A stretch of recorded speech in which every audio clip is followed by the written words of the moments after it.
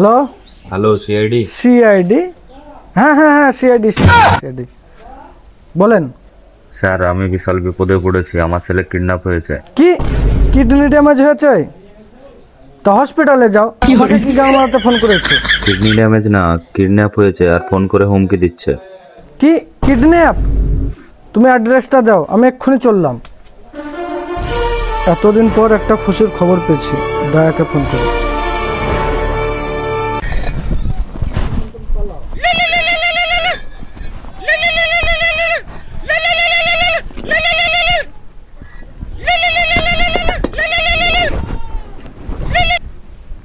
Hello hello দয়া, কে রে বাড়া?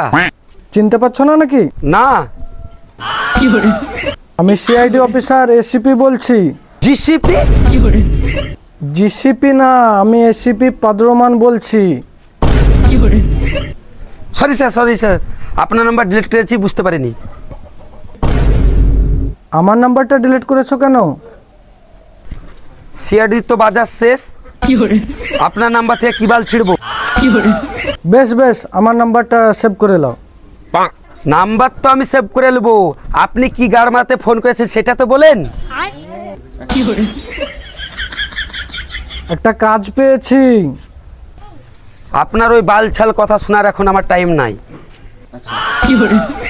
আমি ফোন করেছি, তার মানে কিছু বুঝতে পারলে দয়া? হ্যাঁ নিশ্চয়, ঘরে কাজ কাম নাই আপনার, তাই আমাকে ফোন করে গাড়ি জ্বলাচ্ছেন।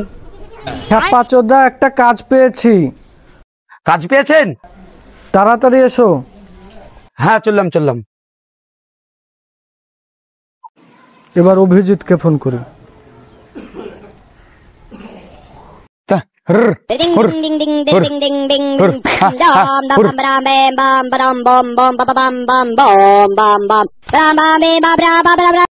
হ্যালো হ্যাঁ স্যার বলুন।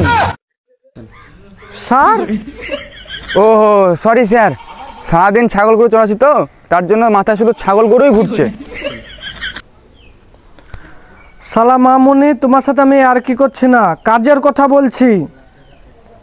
আমার কাছে কাজের কোনো অভাব নাই, আপনি ছাগলগুলো চড়াবেন তো আসুন।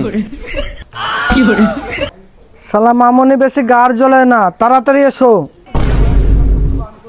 হ্যাঁ স্যার যাচ্ছি। Hello sir. হ্যাঁ বলো। খাবেন বুন্দে? হ্যাঁ নিশ্চয়। তাহলে বাটি নিয়ে চলে আসুন ছাগলের পুন্দে। তুমি খাবে নাকি ল্যাংচা? হ্যাঁ বললে তো হবে না, ঘুরিয়ে আমাকে চেটে দেবে। খাবে নাকি? না। তাহলে তোমার গাড়ে গুজে নাও গামছা। বেশ চললাম।